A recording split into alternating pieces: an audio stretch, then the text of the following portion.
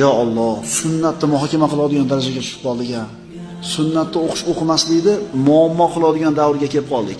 Mana yosh kattalardan so'raylar-da, namoz qanaqa o'qiladi desa, peshinda 4 rakat sunnat, 4 rakat farz, 2 rakat sunnat o'qiysan desa, tamom, qonun edi bu. Bittasini qoldirish mumkinligini bular so'ramagan ham. Sunnat u vopros masjidida u.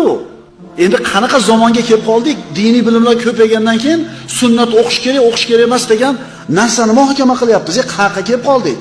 Ya'ni qaysi zamonga, qaysi davrga kelib qoldikki, Abu Hanifani himoya qilishga to'g'ri kelinyapti, birodarlar. Nima bo'pti? Abu Hanifa kim ekan? Abu Hanifami? Tobiin. Meni imomim tobiin. 6 ta yoki 7 ta sahobani ko'rgan. Biz sunnatni o'qimaslikni muhokama qiladigan davrga yetib keldik, birodarlar. Yig'lagin keladi odam. Abu Hanifani himoya qilish kerak bo'lgan zamonda yashayapmiz. Mazhab kerakmi, kerak emasmi degan masala ko'rilyapti. Yo Alloh, qaysi kunga kelib